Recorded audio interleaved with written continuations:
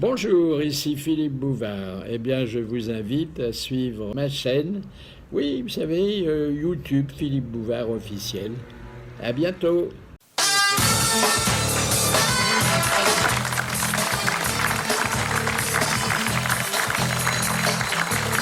Bonjour à tous, vous êtes sur la longueur d'onde convenable pour écouter une émission qui ne l'est pas complètement. Bonne grosse tête.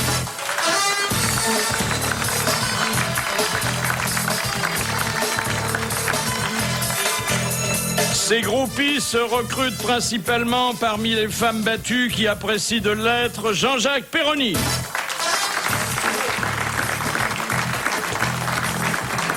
Il connaît tout sur la politique et sur les politiciens. Quand il ne connaît pas, il invente. Jacques Maillot. Si Jean-Yann l'avait connu plus tôt, il n'aurait pas modifié son jugement sur les femmes. Dari Boudboul.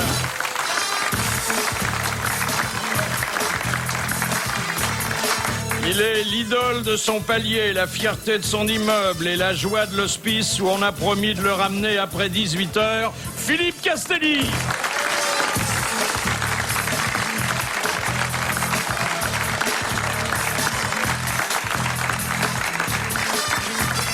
Avec 3 siècles et 20 cm de moins, il aurait fait un adorable petit marquis, Jean-Pierre Coff.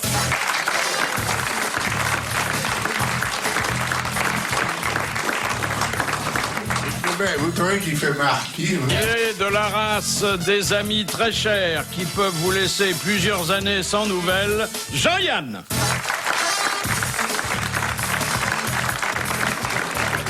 Vous êtes, Jean-Yann, notre invité d'honneur aujourd'hui. Oui, c'est très impressionnant. Oui, hein. Vous allez voir l'émission avec d'autres yeux, l'entendre avec d'autres oreilles, et nous, on va découvrir une fois de plus que derrière le grand acteur, le fantaisiste éminent, l'amuseur public, il y a un moraliste et un écrivain. Ouais. Et il y a aussi, mais ça concerne directement Dari Boudboul, un spécialiste d'un certain nombre de choses.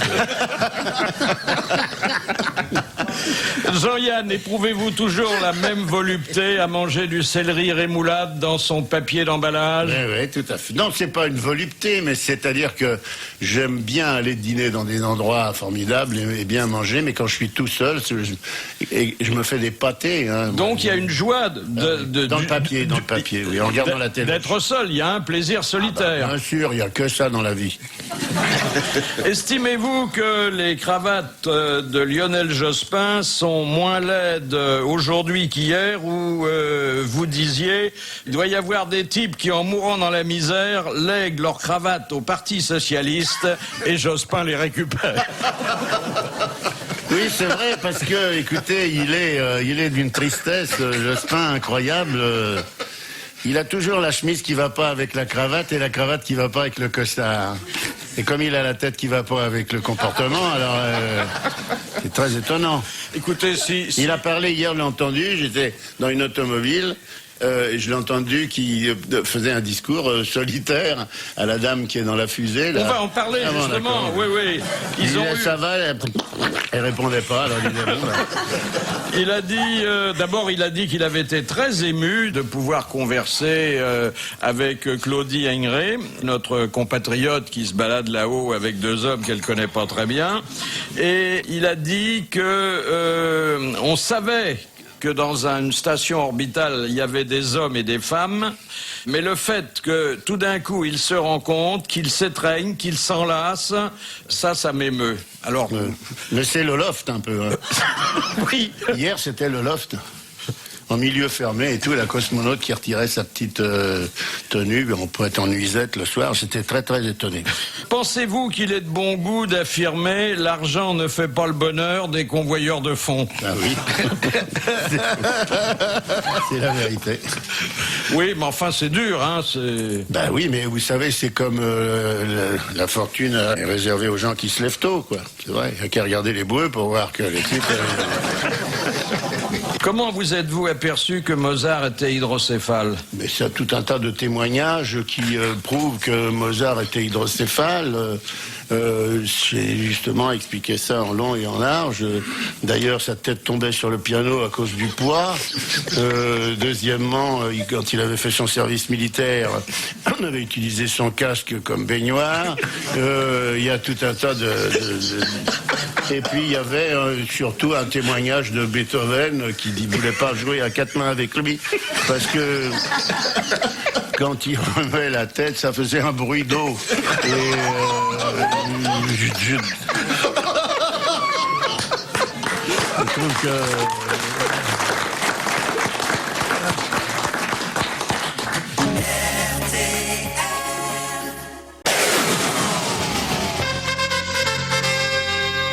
Est-ce que vous pouvez donner à Jean-Pierre Coff votre recette du boudin à la soudanaise?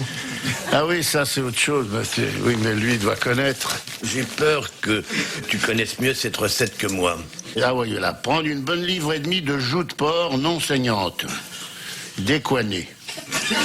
Faire cuire 2h30 à l'eau bien chaude avec panais, crône du Japon, une poignée de salicorne, jujube, estragon de Villars, ail, oignon, bois d'érable et branches de houx. Ça c'est normal, hein.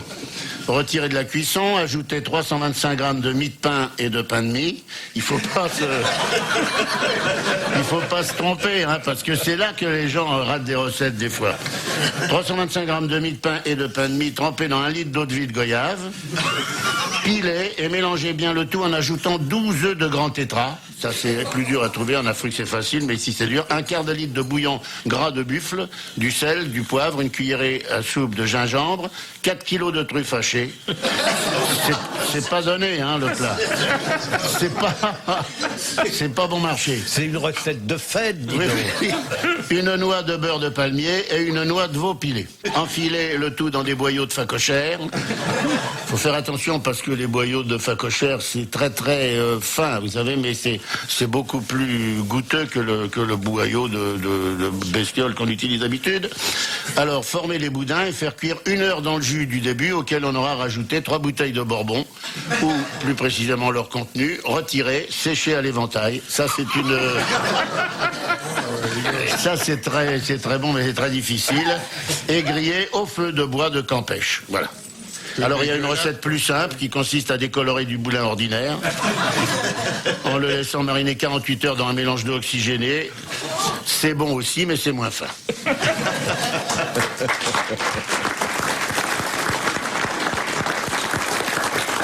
Où est-ce que vous vous procurez le beurre de palmier? Ah ben ça, dans tous les pays où il y a des palmiers, tout le Danemark, la Norvège, la Finlande... C'est une bonne recette, hein, monsieur Coff? Excellente. Oui. Excellente. C'est dans le livre? Oui, oui, oui. Ah bon, bah alors je vais me le procurer. C'est soudanais alors ça. C'est soudanais, oui. Ça a été servi aux Américains quand ils ont débarqué là-bas. Ben oui, en ce moment, on sait plus, on n'a plus beaucoup de contact avec les restaurants soudanais en ce moment. Alors, les restaurants afghans et les restaurants soudanais, il n'y a personne. On se barbe un peu.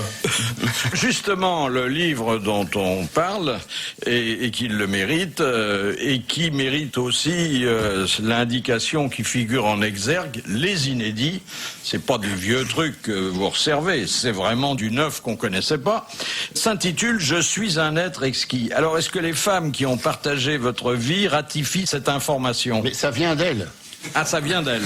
Ouais. C'est pas moi qui ai inventé ça. J'entendais parce que vous savez, bon, on surprend d'habitude les conversations, enfin souvent les conversations téléphoniques entre femmes. Et à chaque fois que j'avais dans ma vie une personne du sexe opposé, elle téléphonait à une amie. Elle dit, tu sais, c'est un être exquis, machin. Ah oui. Et vous dites. Et je me demandais si c'était moi. Oui. Alors, parce que évidemment, si on entend une conversation d'une dame qui dit c'est un être exquis et c'est un autre mec, on est mal. Mais non, c'est bien moi. Je me suis fait certifier ça. Alors, vous dites, tout dans ma vie a prouvé que j'étais un être exquis, ma façon de traiter les gens, les animaux, les fleurs, mon allure, mon physique, mon beau profil, mon corps attirant, ma voix d'or, mon verbe châtier, mon éducation, ma culture, mes diplômes. Et vous rappelez que vous avez eu le BEPC en 1948. Ouais. C'est-à-dire très tard, hein? Attendez, je suis né en 33, 43. Ah non, non, ça va encore. À 15 ans. Ah non, à 15 ans, c'est bien. C'est bien. Je l'ai eu sans mention, je n'ai pas honte de le dire, je l'ai eu, quoi. C'est déjà ça. Et puis je l'ai gardé. Vous dites, c'est la première pensée, et je pense qu'elle pourrait faire un joli sujet de bac. Si Dieu a fait l'homme à son image, il est moche. C'est vrai. Vous imaginez pas que Dieu puisse avoir votre tronche? Ben déjà, il faudrait compte s'il a fait l'homme en général à son image, c'est-à-dire s'il a fait un mélange de tous les hommes qu'on connaît, c'est une espèce de portrait robot de ce qu'il y a de plus tard. Par exemple, il pourrait ressembler à Castelli, Dieu. Oui, c'est Oui. bien ce que je dis. Ah oui, ben, vous allez lui faire perdre la foi. Là.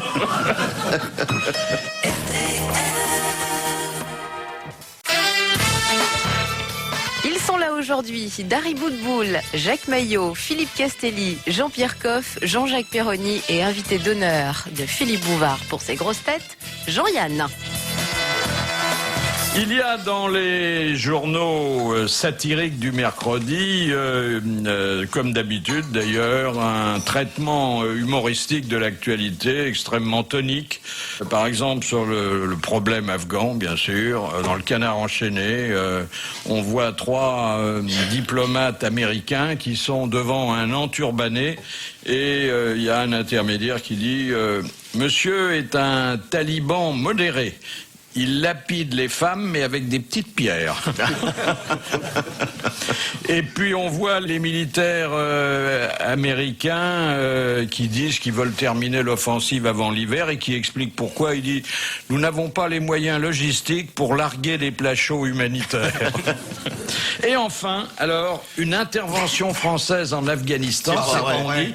Oui, parce que le gouvernement l'avait promise, mais Chirac a dit que c'était pas d'actualité. Eh ben, il est démenti. On a envoyé les cacahuètes salées pour l'apéritif. Non, on voit un mobil-home qui prend la direction de Kaboul et il y a un militaire qui se penche à la portière et qui dit « Moi, adjudant Chanal de Mourmelon, je vais niquer les talibans. »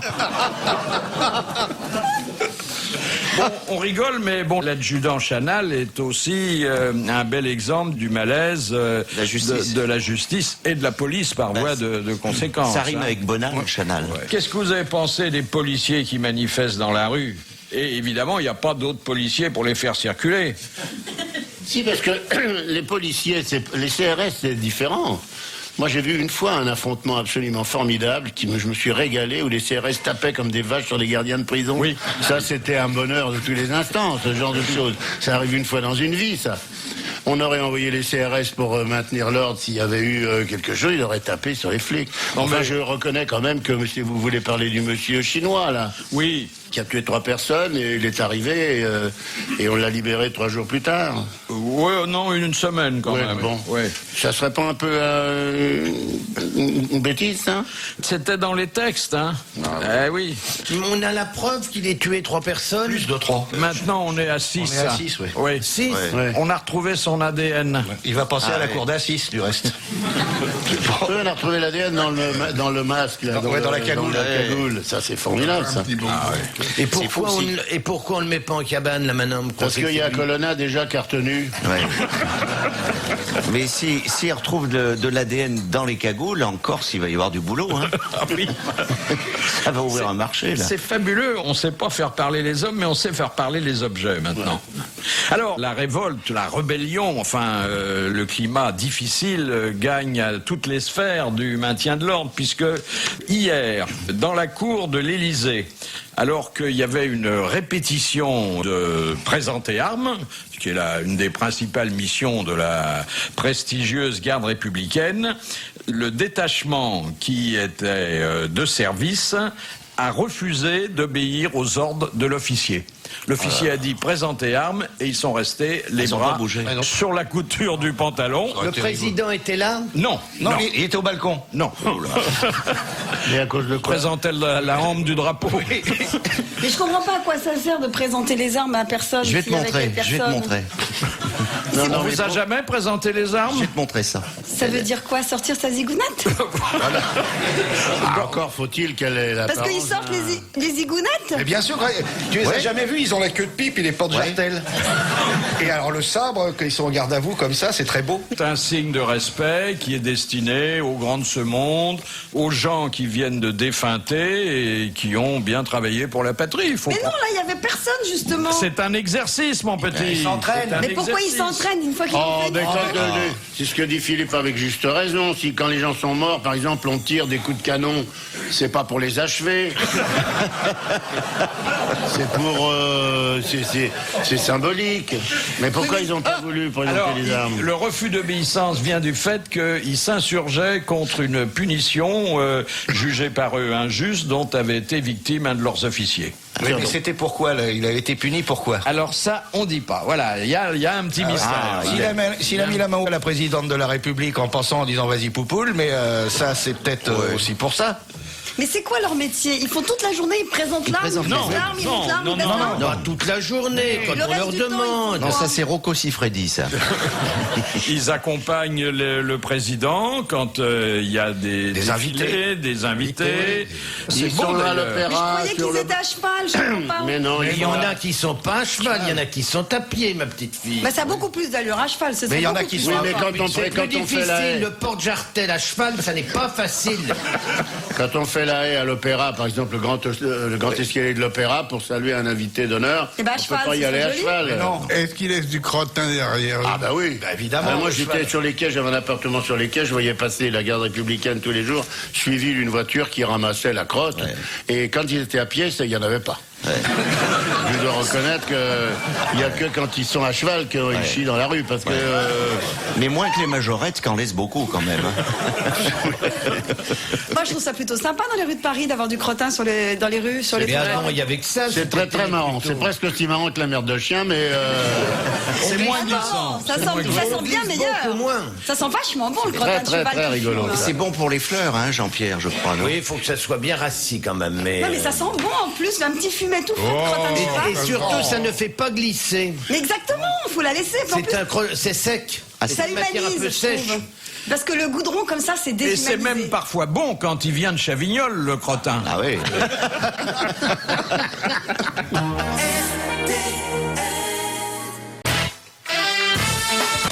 Les grosses têtes. Première citation que nous envoie Madame Laroumédy de Blois, qui a dit « Un regard de femme me transforme instantanément en perchoir à perroquet. Balzac. Frédéric Dard. » Frédéric Dard. Bonne réponse de Jean-Jacques Perroni. Ça vous fait aussi cet effet, monsieur Ah Yann? oui. Ça vous fait Ça me rêver fait pas, surtout non, tous. ça me fait pas cet effet d'abord parce que j'ai un perroquet, comme vous le savez, donc par conséquent, j'imagine la scène. Et mon perroquet, il pourrait pas. Il n'y a pas la place? Mais c'est pas à l'horizontale. Ah non? Un perchoir à perroquet, il faut que ça soit horizontal. Ah oui, Les d'accord. ici qui présente les armes, il est Ah oui. plutôt en hauteur. Que, Oui. voilà, alors à ce moment-là, c'est pas un perchoir, un perroquet, c'est un mât de cocagne pour perroquet. Mais le regard féminin vous met en transe encore? Non, c'est le mien de regard sur la dame. Ah oui, qui me c'est met en ça. transe. Oui, oui, oui. C'est pas le sien. Oui.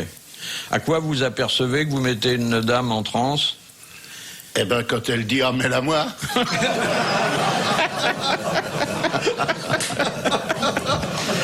On a repassé, vous savez, plusieurs fois, parce que maintenant, nous nous remémorons ensemble et avec beaucoup de plaisir nos fous rires. Et vous êtes intervenus beaucoup ces temps-ci.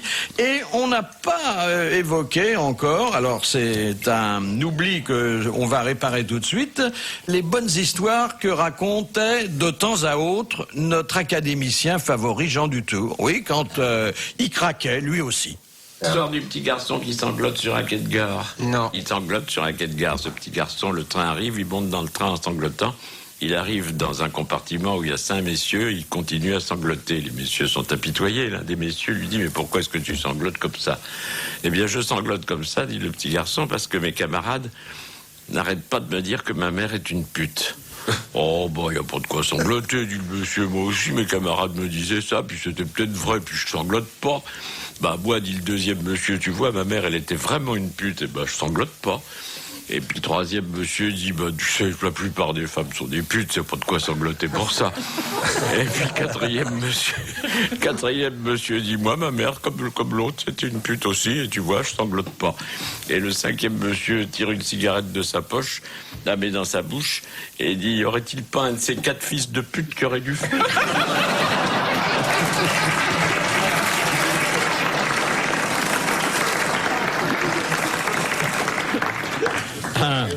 Vous racontez mieux que moi, hein? Ah oui. On parlait du chinois débridé tout à l'heure. En fait, le Canard enchaîné révèle que les magistrats, avant de décider son élargissement, avaient pris des précautions. Ils lui avaient demandé de venir chaque semaine au commissariat, de déposer au greffe les armes en sa possession et de justifier d'une occupation professionnelle. Hein. Élargir un chinois, c'est percer la passoire, non? Non, c'est des caries. Et alors, pendant ce temps-là, il se passait d'étranges choses dans un prétoire grenoblois. Ah oui. Vous avez vu ça ce matin dans le Canard aussi? Oui. Ah, attendez. Des photos d'art. Oui, un juge, qui, pour évacuer le stress inhérent à sa profession, réunissait les petites stagiaires qu'on lui envoyait dans la chambre correctionnelle, transformée en chambre d'ailleurs, et il les faisait mettre en petite tenue et il les photographiait. Et il est photographié avec d'autres membres du tribunal. Enfin, c'était très joyeux, hein. Alors, il a dit qu'il y avait rien de répréhensible là-dedans. C'était des clichés artistiques. Oui, des photos d'art, c'est bien. Voilà. Des jeunes magistrates, alors, débutantes, quoi. Non, c'était des étudiantes, qui faisaient juste un petit stage pour voir comment était la justice. Elles ont vu. Elle est très raide, la justice. Hein. Et c'est par les stagiaires qu'on l'a su? Non, par le Canard enchaîné.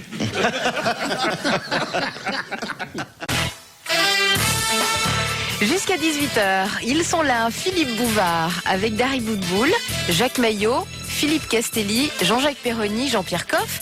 Et l'invité d'honneur aujourd'hui, c'est Jean-Yann. Petite remarque, mais ne la prenez pas en mauvaise part. Vous avez pris à votre compte une pensée de Pierre Dac. Ah bon? Quand vous dites la fortune vient en dormant, mais les emmerdements viennent au réveil. Vous la connaissiez, non? Non. Alors, je me suis peut-être trompé, pardon. Toutes mes excuses, maître. Non, mais peut-être que c'est parce que ça a été vérifié. C'est pas Chevènement qui a dit ça? Au retour du coma. Au retour du coma. Quand vous dites aussi Cambronne ne mâchait pas ses mots, heureusement pour lui. Ah, il y en a de belles, hein. Mon rêve, ça c'est un rêve d'acteur. Tourner une histoire de frères siamois, l'un serait flic et l'autre voleur. C'est super, ça. Bon, vous imaginez le film? Oui, parce qu'en fait, j'ai jamais compris, moi, ces tubes-là, là, je suis sérieux, j'ai jamais compris comment ça pouvait fonctionner, les frères siamois. Ou les sœurs siamoises, qui se marient, qui ont des enfants, qui sont dans le même lit, avec deux maris différents. C'est très, très Ils sont étrange. siamois aussi, les maris? Non, les maris, ils ont des siamoises, mais plus bas. Non, mais attends, ça n'existe pas, ça. Mais ça serait marrant. Deux couples de vrais siamois. Il n'y en a pas des siamois qui il se faudrait marient. que la siamoise de gauche soit mariée au siamois de gauche, parce que s'ils sont croisés, alors là, c'est emmerdant, là. Ça dépend dans quelle position ils sont. Ouais. Non, je sais pas, j'ai jamais vu ces documentaires-là. Il y a eu quelque chose sur la sexualité de deux siamoises, et on expliquait, parce que c'est un sujet qui m'avait passionné. Oui, je m'en doute. On expliquait qu'il y en avait une qui faisait l'amour, et pendant ce temps-là, sa sœur dormait. Elle prenait des photos. Non, mais attendez, voilà le problème. Il y en a une qui préfère la missionnaire et l'autre qui préfère la levrette. Vous voyez un peu le merdier? Les hôtesses de l'air le font, ça. Il n'y a pas forcément 4 jambes sur des siamoises. Il peut y avoir 2 têtes et puis ça se soit qu'un seul truc en bas. Et ben dans ces cas-là, s'il y a 2 maris, il n'y a que 2 jambes et un truc. Oui. Attends, vous contribuez pas à éclaircir la situation. Ça dépend par où elles sont attachées. C'est pas très clair. Il n'y a pas tout en double sur les siamois. Pourquoi? Qui dit ça? Ben parce qu'il n'y a pas tout en double. Attendez. Ah non, ben non, c'est vrai. Elles peuvent être attachées par le dos et avoir deux torses, 2 têtes, 4 bras. Donc tu veux dire quand on est attaché par le dos, c'est emmerdant pour se faire enjamber. Non mais des siamoises qui ont 2 corps et une seule tête, ça, on se régale. Oui, tu Mais ça rigoles. pourrait être possible, parce que t'as forcément un organe en double. Ça nous ramène quand même à votre plus belle définition, Jean-Yann, je crois, quand vous disiez « l'homme descend du singe et monte sur la femme ». On a rarement été aussi loin. Hein. Et quand vous dites « l'amour est un sport », surtout s'il y en a un des deux qui ne veut pas. Vous avez souvent fait du sport dans ces conditions-là ? Non, pas du tout. Mais moi, vous savez, moi, j'ai toujours dit que j'étais pas un battant, moi. Moi, dès que c'est dur, je m'arrête. Enfin, ça dépend. Des fois, c'est quand c'est dur que je continue. Mais dès que c'est difficile, non. Le fait qu'on vous refuse, ça me gêne pas. Je passe à autre chose. À autre chose, vous continuez pas ? Avec la même, non. Non, sauf si c'est une siamoise. Non, il y avait un type qui s'appelait Ugly Jones en Amérique qui passait sur une radio de New York et qui partait il arrêtait les gens dans la rue, il disait « Est-ce que vous voulez faire l'amour avec moi ?» Alors, les bonnes femmes disaient oui ou disaient non. Et il disait « Ma moyenne, c'est 2 sur 10. » C'est pas mal. Donc, c'était pas mal qu'ils disent oui. Ah, c'est pas mal. Alors, il arrivait, il prenait n'importe qui. Hein, il s'arrêtait, bonjour, vous voulez baiser avec moi? Alors, la bonne femme disait, mais vous foutez de moi, tant pis, pof, il partait. Et ça durait pas plus longtemps. Il en avait 2 sur 10. Moi, j'ai connu un vieux confrère, aujourd'hui disparu, qui était d'ailleurs très bel homme, toujours tiré à 4 épingles, vêtu de noir comme un ordonnateur de pompes funèbres, et dont le système de drague sur les Champs-Élysées consistait à repérer une femme, à aller droit vers elle et à lui dire, en enlevant son chapeau bordé de noir, dans un grand salut, et en la regardant dans les yeux, « Toi, tu dois être une belle salope. » Et il disait, quand elle me gifle pas, l'affaire est dans le sac. Si on renverse la situation, c'est pas 2 sur 10, à mon avis, c'est 10 sur 10. De quoi? Si c'est une femme dans la rue qui se met à un rond-point et qui arrête tous les hommes en disant « Est-ce que vous voulez coucher avec moi ?» C'est 10 sur 10, à mon avis, si on fait ça. Ça dépend. Non, ça, là, un peu de modestie, vous, hein? Je parle pas de Je suis pas sûr que vous obteniez la même statistique. Non. Mais attendez, vous mettez Maïté à un rond-point, voilà, faut Eh pas... ben, je suis sûre que même avec Maïté, ça marche 10 sur 10. Ah, j'ai une histoire. Malraux fait visiter le Louvre au général de Gaulle et à sa femme. À qui? Et à sa femme. Ah bon. Alors, Watteau, Vinci, Fragonard, et au bout d'un moment, on entend la voix de la générale. Vous savez, Charles, ce serait quand même agréable d'avoir des toiles comme ça à la maison. Alors, de Gaulle foudroie son épouse du regard et lui dit « Yvonne, quand voulez-vous que je trouve le temps de peindre ?» Elle est mignonne et puis elle est tellement correcte que... Mais elle est très convenable, celle-là. Elle est clean, hein, Celle-là, elle est bien rien, là. Il y a pire, mais je les garde pour tout à l'heure. Hein.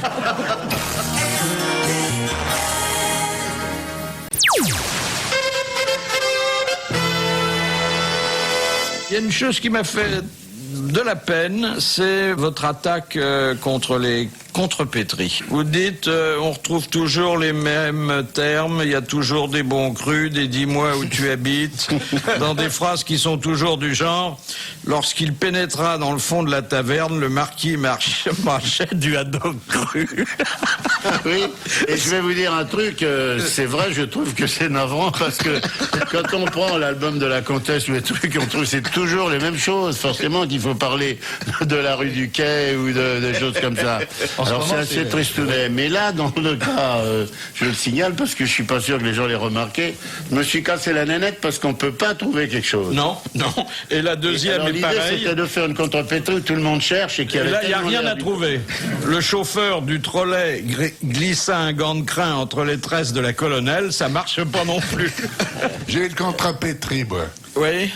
C'est une femme qui a beaucoup joué avec son amant et elle lui dit « Encore un instant de bobo, monsieur le bourreur ». Au lieu de dire « Encore un instant de bonheur, monsieur le bourreau ». Oui, ça fonctionne pas non plus. Ah, mais c'est un bel effort, là, c'était pas... Vous connaissez la contrepétrie belge?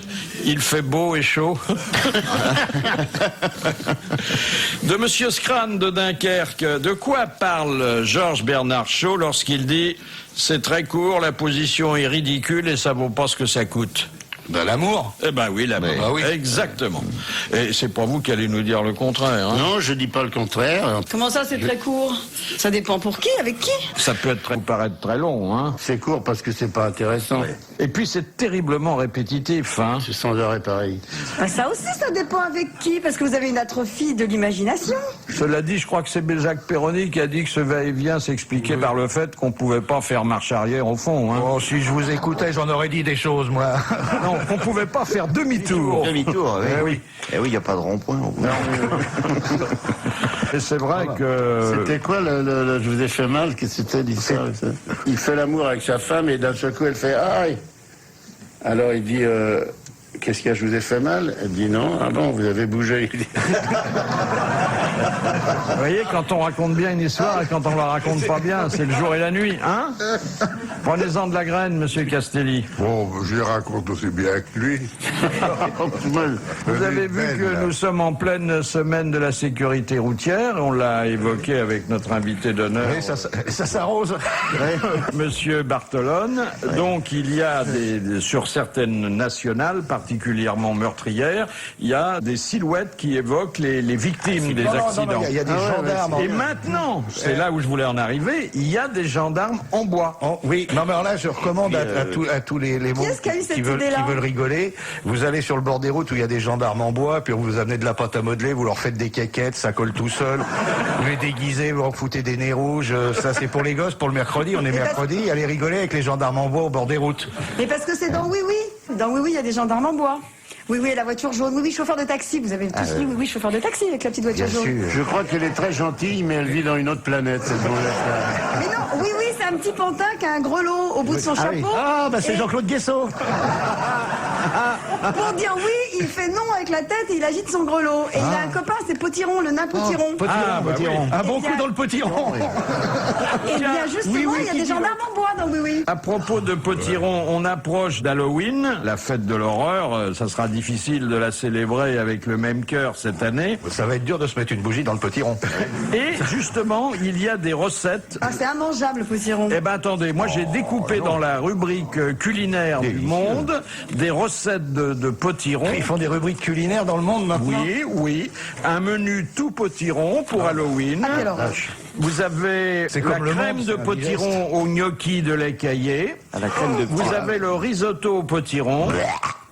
Vous avez le pigeonneau croustillant au potiron. Et vous avez surtout le pâté à la citrouille qui est, paraît-il, l'un des fleurons de la cuisine berrichonne. Oui, c'est vrai, ça.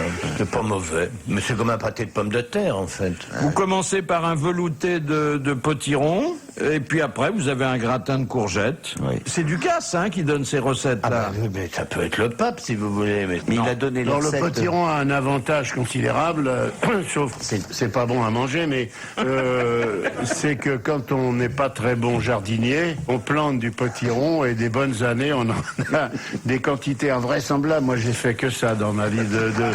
Dans le domaine du jardinage, je n'ai planté que des potirons et j'en avais planté un sac entier, comme ça. Et j'ai eu des citrouilles, il n'y avait plus qu'à mettre des roues et appeler Cendrillon parce que c'était d'énormes trucs immangeables, mais très beaux. Et c'est Ça quoi fait la beau dans le différence jardin. entre la citrouille et le potiron? L'intérêt du potiron, c'est que la graine à l'intérieur du potiron est terriblement aphrodisiaque. Ah bon? Alors, Ah bon. quand on a retiré donc cette espèce de mousse avec les petits pépins, on enlève les pépins, on les fait légèrement sécher au four. J'en ai! Ensuite, tais-toi 2 minutes, s'il te Une pleine plaît. boîte de Tu camembert. vas pas nous casser les pieds. Alors, ces petites choses qui sont donc grillées, ces petits pépins, vous mettez un tout petit peu de sel fin dessus. C'est un apéritif délicieux et ça vous fout un gourdin terrible.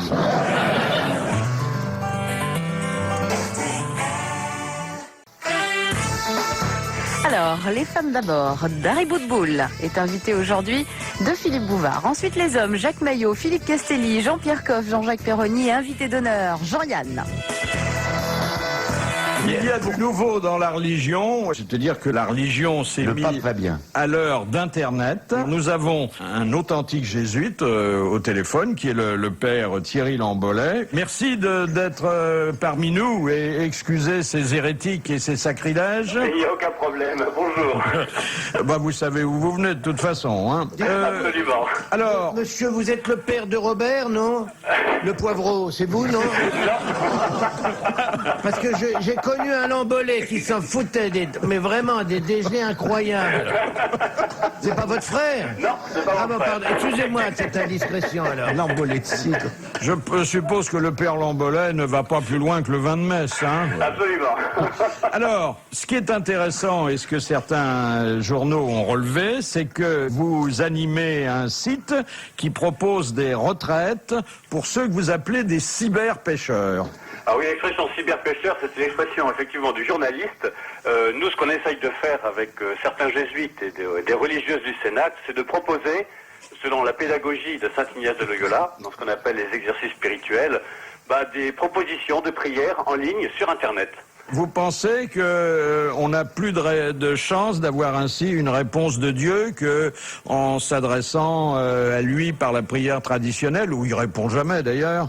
Dieu ne répond pas d'un simple clic de souris, malheureusement, mais c'est d'essayer d'aider les gens là où ils en sont, au point où ils en sont, de faire un petit bout de chemin, une expérience spirituelle pour qu'ils puissent un peu découvrir par eux-mêmes comment chercher et trouver Dieu dans leur vie.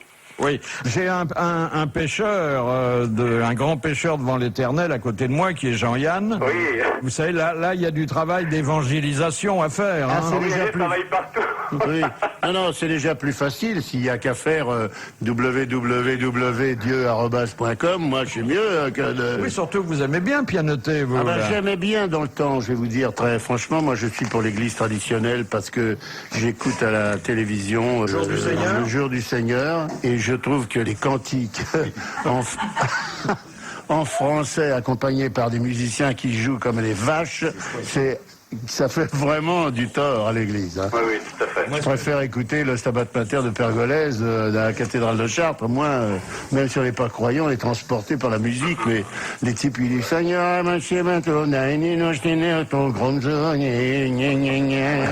Dites-moi, monsieur, je voudrais revenir à un problème qu'on a très peu évoqué, c'est le vin de Metz. Oui, dites-moi. J'avais mené une campagne parce que je trouvais que les vins de Metz étaient très médiocres, notamment à Paris et C'est vrai, il y en a beaucoup de mauvais. à Notre-Dame. Vous buvez quoi, vous? Nous, on prend du vin de Metz qu'on achète, mais je ne veux pas dire une marque sur l'antenne, enfin dans une grande marque grand public qui vend... Chez Nicolas? Exactement. Et qui ont du vin spécial pour Metz. Vous pouvez essayer. Oui, mais ça, alors, nous l'avons essayé. Oui. C'est scandaleux qu'on vous fasse boire un truc comme ça. Vous avez un plâtre pour l'estomac en même temps ou parce que ça, c'est très mauvais. Est-ce que vous avez vu au moins que vous pouvez choisir? Parce que vous avez soit du vin doux ou du vin sec. Oui. Et nous, effectivement, on prend plutôt le vin doux. Vous voyez, c'est quand même plus agréable. Moi, j'avais lancé un appel auprès de tous les producteurs. Tout à fait. Vous savez, moi, je suis bordelais et je préfère de loin le Sauterne quand je préside les célébrations. Est-ce que je peux vous poser une question? Étant donné que, c'est le sang du Christ, Oui. pourquoi c'est du vin blanc? Bon, ça, c'est une longue tradition. Pour pas tâcher. C'était des questions tout à fait pratiques, c'est que le vin blanc ne tâche pas. Vous voyez la différence du vin rouge. Donc, c'est des considérations très pratico-pratiques pour que le linge d'hôtel qui est blanc puisse servir plusieurs fois. Ça, il y a les vieux... Les mecs étaient déjà bourrés quand ils commençaient à attaquer le vin. Mais attendez. Quand ils commençaient à mettre le rouge dans le ciboire, c'était déjà foutu. Ils avaient dégringolé une bouteille avant, alors évidemment. Mais ça fait pas bien, mais... Pour éviter les brûlures, pourquoi vous faites pas penser ça avec un peu de rillette? Ça ferait une nappe. Bon, en tout cas, vous avez été, je dois le dire, de très bonnes compositions, Père Lambolet, parce que je vous ai... Qu'est-ce qu'on a dit de mal? Non, enfin, on a le droit de poser des questions pour essayer d'améliorer le sort d'un jésuite qui boit de la saloperie tous les matins, franchement. Vous n'allez pas en plus de ça nous engueuler, non? Je trouve que ce jésuite a été de très bonnes compositions. On est d'accord, mais on je a le rien dis, dit je de le mal. remercie et on On n'a l'applaudit. rien dit de mal.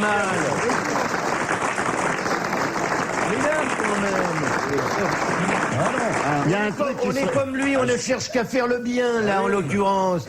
Non, mais il pourrait rajouter au rite une chose qui consacrerait le vin et qui en plus donnerait un jugement. Boire un coup. Il est goulayant. Alors les gens.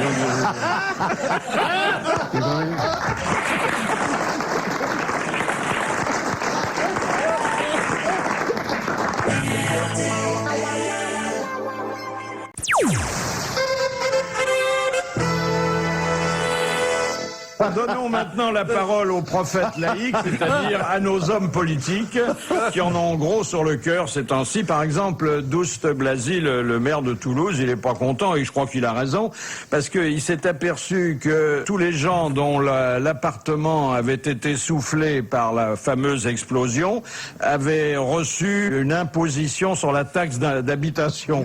Ils n'ont plus d'appartement et qu'est-ce qu'ils trouvent dans leur courrier? La taxe d'habitation. Oui, mais il y a pas celle de l'an dernier. Moi, je voudrais faire une grande campagne pour lui acheter un brassiard de première communion, là, parce que il est toujours habillé en première communion. Il lui manque que le brassard. Coiffé aussi comme un premier communion. Ça, c'est anti-sexe. Il était plus attendrissant quand il avait une mèche qui lui... Il l'a toujours. Il a fait raccourcir. Ah mais il est tout petit, on dirait Dari Boudboul avec un blazer, quoi. Ah oui. Ouais. Mais c'est vrai qu'il fait complètement gamin, à peine pubère. J'en sais rien. Il est quand même professeur de cardiologie, hein. Ah oui, ça fait combien de Il a temps qu'il n'a vraiment pas vu opéré un des malade? gens? Professeur de cardiologie. Oui. Ouais. Il n'a pas vu un cœur depuis 30 ans. Ah, bah oui, évidemment. Oui, mais il était à Lourdes avant. Il était à Lourdes. Ça oui. aide. Ah, c'est vrai que quand on est médecin, pour voir des malades, Lourdes, c'est un bon pays. Pour l'entraînement, pour s'entraîner.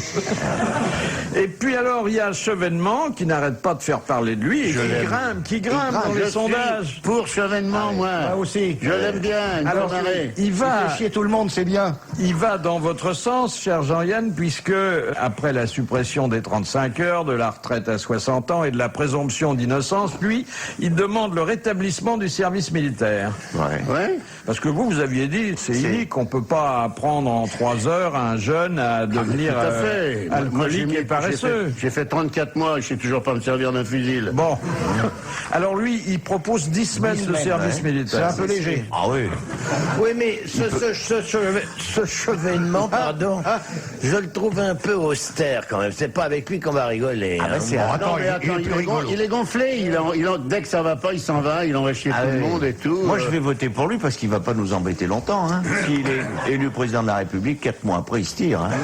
C'est vrai. Ah oui, il va dire au président de la République ou ça ferme sa gueule ou ça démissionne et hop, il est quand même Est-ce que je peux raconter une histoire? Ça vous démange vraiment? Ouais. Ben, grattez-vous. Un bon médecin est un médecin qui fait un bon diagnostic. Par exemple, monsieur, vous avez un ulcère à l'estomac et c'est incurable. Oh docteur, j'aimerais avoir un deuxième avis. Un deuxième avis? Eh ben vous êtes moche. On comprend qu'il veuille s'en débarrasser. Hein. Cette histoire-là peut se raconter dans les écoles. Alors, on va peut-être vers le tandem Marie-Georges Buffet, Robert Hue. Ah ben ça va être bon. Les couples se forment Oh, dis et en donc, même oui. temps, ils se demandent si, au lieu d'avoir un pauvre secrétaire national à la tête du Parti communiste français, un président, ça ferait pas mieux. Mais quoi, je veux dire, j'ai pas compris. Il y a un couple entre eux, il y a Oui, c'est-à-dire que bon, comme Robert, il commence à fatiguer un peu, qu'il pédale tout seul, et que Marie-Georges Buffet, à l'oreille des militants, on ferait un tandem. Mais ils sont célibataires tous les deux? Non, mais c'est un tandem professionnel Ah, uniquement. c'est pas une copulation Non. de gauche caractérisée? Non. Moi, je l'ai bien aimé quand il y a eu le match, là. Il y a eu un match. Ah oui, au Stade de France. Ouais. Oui. Je Marie-Georges. suis Marie-Georges Buffet, ministre des Sports. J'aimerais que vous vous arrêtiez de vous taper dessus. Avec une petite voix bien polie. S'il vous plaît, arrêtez de vous taper dessus, c'est Marie-Georges Buffet. La ministre des Sports, je suis pas n'importe qui quand même. Les autres ponchons, notre gueule et... Ah non!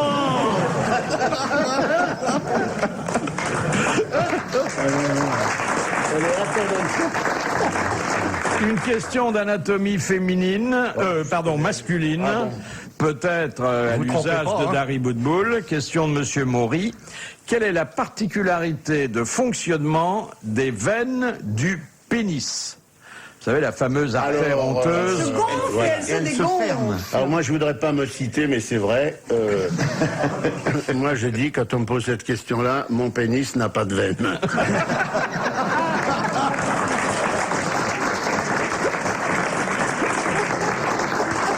Non, elles peuvent se fermer Elle ferme et elle s'ouvrir. garde le sang. Voilà. Elle laisse entrer le sang et elle le... et ouais. puis après, elle se referme afin de favoriser la poursuite de l'érection. Elle le garde, voilà. Bah, c'est ce que j'ai dit en disant elle se gonfle, elle se dégonfle. Ben non, c'est le contraire. Elle se gonfle sans se dégonfler. Enfin, Après. jusqu'à temps que vous entriez dans la chambre. C'est une bonne réponse de Jean-Jacques Perroni. Exactement. De tous ceux qui en ont une. Les grosses têtes. Au bout du fil, celui qui racontait si bien les histoires tout à l'heure, Jean Dutour. Bonjour. Ah, ben c'est moi là qu'on accueille. Oui. Je m'y attendais pas. Deux questions difficiles. Oui. Question de Madame Durand de Brest. Quel fut le seul à reconnaître Ulysse à son retour sous les traits d'un mendiant? Waouh. Oui, alors donnez le nom de la bébête. Ah, j'avoue que je trouve que c'est son chien, hein. Vous voulez son nom en plus. Oui. Tintin. Non, mais il voyait bien, il avait ce qu'il fallait pour ça, hein. C'est-à-dire C'est-à-dire quoi, des yeux? Cyclope. Oui. Bah non, Cyclope, il en avait Il en qu'un. avait un très gros. Non. Afflelou. Ophtalmos. Lunetos. Ophtalma. Non, il avait beaucoup plus d'yeux que nous tous réunis. Argus, Argos. Oui, Voilà, bien exactement. sûr. C'est une bonne réponse de Jean Dutour.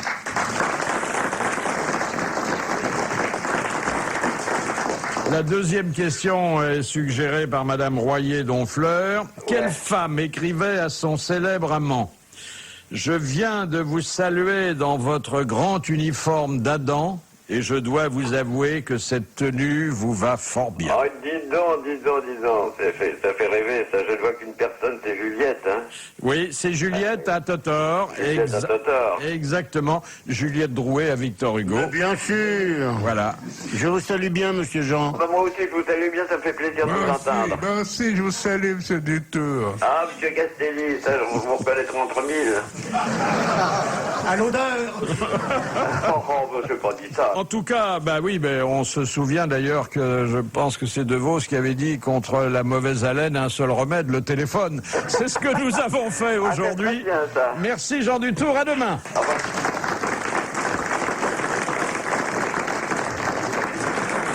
Il y a des problèmes avec les couloirs de circulation, et pas seulement parce que ça ralentit le flux des voitures, pas seulement parce que les cyclistes sont pas très heureux quand les autobus les coincent, mais parce que on avait installé des bambous rue de Rivoli sur les petits murets qui délimitent les nouveaux couloirs. Et les bambous, ils se plaisent pas du tout rue de Rivoli. Attendez, ils sont pleins de gaz d'échappement et tout, ils vont crever les bambous. Truc-là, Attends, c'est pas- le type qui a eu cette idée, c'est un abruti. Le bambou, ça aime l'humidité. Non, mais les couloirs, c'est connissime. Ah, le couloir, vous êtes contre? Ben, je suis contre, oui, parce que c'est extrêmement dangereux. Déjà pour une chose, c'est quand vous êtes du côté réservé à la circulation. Vous êtes dans la rue de Rivoli, il y a le petit muret qui vous empêche de passer. De l'autre côté, il y a des autobus et des vélos. Et vous voulez tourner. Ah oui. Alors vous tournez en plein devant un autobus ou devant des vélos. Et si vous pouvez pas tourner, vous attendez, vous bloquez la circulation.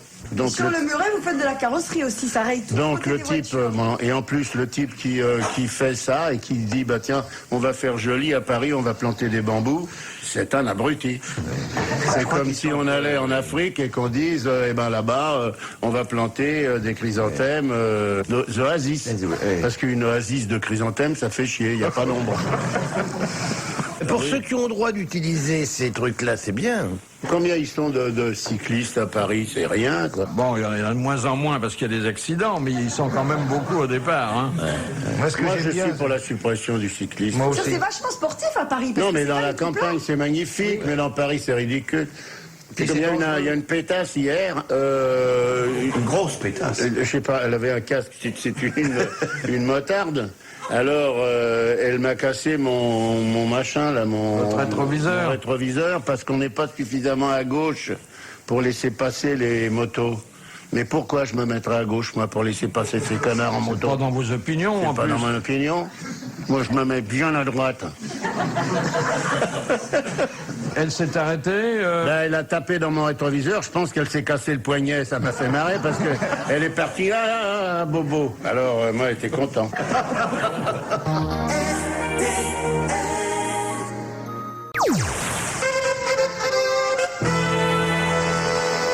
Pourquoi les religieuses inventèrent-elles le sucre d'orge?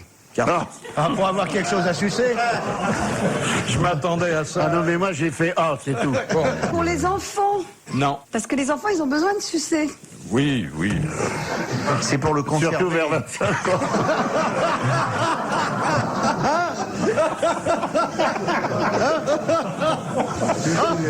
C'était des religieuses, elles vivaient dans un certain environnement, elles avaient remarqué, parce qu'elles sont très observatrices, qu'il y avait des problèmes lors de la célébration de certains offices, et elles ont inventé le sucre d'orge. Ah, il fallait pas qu'elle mange.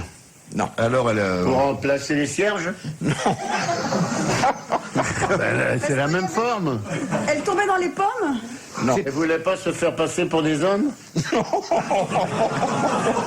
Oh, écoutez, Ah non, elles avaient des cierges, je m'attendais à des incongruités, mais là... Mais le sucre d'orge était de quelle taille? La C'était taille le d'un doigt. berlingot ou il était déjà au bout d'un bâton? Non, Mais il est pas au bout d'un bâton, le sucre d'orge. T'en suces jamais, alors? Non, Parce que moi, j'en suce tout le temps parce qu'il y a une grande fabrique à l'ancienne de sucre d'orge à côté de chez moi, en forêt de Fontainebleau, à Moret-sur-Loing. Et il n'y a pas de bâton sur le sucre d'orge. Tu le tiens avec tes doigts. Tu suces et tu tiens le bout avec tes doigts. Et après, tu suces les doigts? Mais non, tu fais glisser le petit papier, tu tiens par le petit papier et tu suces. Et puis, voilà. Vous verriez les gestes qu'elle fait. Mais c'est ce type Je voudrais bien être le petit papier, moi. Le but pour les bonnes sœurs, c'était quoi? C'était de le manger, de le sucer? Non, ou c'était pour faire autre à chose destination de quelqu'un d'autre. Le prêtre, pour leur faire comprendre que... Pas n'importe quel prêtre. Le confesseur? Non. L'évêque? L'évêque. Non. Non, le type qui allait rendre... Ouais, moi je sais, c'est ceux qui allaient donner l'extrême onction. T'as des vieux qui avaient plus de dents, qui pouvaient plus manger On leur fourrait le sucre d'orge. On consacrait le sucre d'orge et hop, vas-y. Les garçons d'honneur, Le bedeau. les enfants de cœur. L'aumônier. Non. C'était celui qui disait le prêtre qui célébrait l'office. Alors, il était dans l'office, mais... Il chantait? Non, il ne C'était lui chantait qui pas. faisait le discours? Il parlait. Alors faisait le c'était pour discours. avoir la salive. Exactement. C'était voilà. le prédicateur. Ah bah le discours. Et elles avaient remarqué que les grands prédicateurs avaient souvent des problèmes de laryngite. Aïe, aïe, aïe. Et elles ont donc inventé le sucre d'orge c'est pour des eux. bonnes sœurs, c'est quand C'est même une belle histoire, non? gentil, hein. Et c'est une réponse in extremis, comme on dit en latin. Et donc nous l'applaudissons. Alors, à propos de latin, il est question de réanimer les langues mortes. Je pense que ça va vous faire plaisir, parce qu'il fut un temps où vous parliez beaucoup en latin. Ah mais moi je parle beaucoup de langues, moi. Qu'est-ce que vous parlez? Je parle essentiellement l'itafran portugagnol. Donnez un exemple. Ben, c'est un peu d'italien, un peu de français, un peu d'espagnol, un peu... Et ça se parle où, ça? Partout, dans les hôtels, pour avoir son petit déjeuner. Qu'est-ce que vous dites alors pour le petit déjeuner, par exemple? Je dis, n'importe quoi. Ich bin... C'est pas du latin, ça. Je suis la chambre 56, je voudrais un petit café avec du lait froid. Je peux le dire dans toutes les langues, mais ça n'a pas beaucoup d'intérêt. Tandis que s'il y avait une langue unique comme le latin, par exemple, ça serait plus marrant. Fut un temps où vous pratiquiez le latin Oui, mais de je me cuisine. rappelle plus ça, le latin de cuisine. C'est dépassé, maintenant je fais le breton. Le breton de cuisine. Non, pas de cuisine. Par exemple, alors. Oui. Ça veut dire? Je comprends pas le français, parlez-moi en breton. Vous dites là, le Viagra, il devrait le faire en suppositoire, ça doublerait le plaisir de certains. Oui.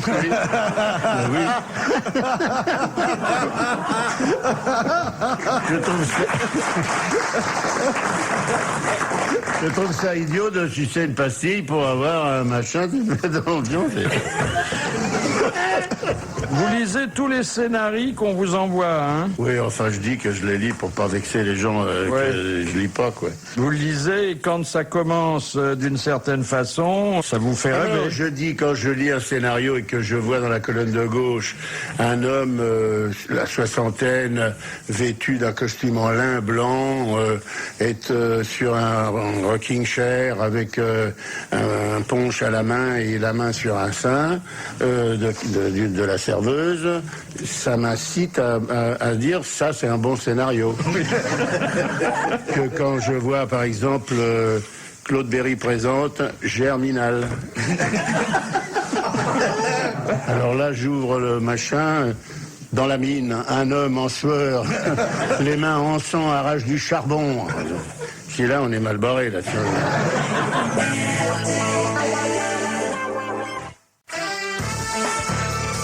Dari Boudboul, Jacques Maillot, Jean-Pierre Coff, Jean-Jacques Perroni, Philippe Castelli et Jean-Yann. Une question de Madame Cassagne de Paimpol, derrière laquelle se dissimule un piège, mais un petit piège. Qu'est-ce qu'on vide lorsqu'on n'a pas une bonne assiette? Les étriers. Les étriers, je m'attendais à ce que la réponse vienne d'ailleurs. Mais c'est Jean-Jacques Perroni qui est arrivé en tête devant Dari Boudboul. Moi, je vide pas mes étriers, je les remplis pas. Au bout du fil, Stéphane Dubuet, qui est commercial en recherche d'emploi, qui ne cache pas, et c'est pour ça que son témoignage est important, de voir beaucoup à notre émission sur le plan de sa formation personnelle. N'est-ce pas, Stéphane? Oui, bonjour Philippe. Bonjour. Vous nous écoutez depuis longtemps? Enfin, pas aujourd'hui, mais dans votre vie? Dans ma vie, oui. Figurez-vous que je suis effectivement d'un très jeune âge. Je n'ai que 33 ans par rapport à... je ne vais pas vous dire qui, mais enfin vous avez deviné. Oui.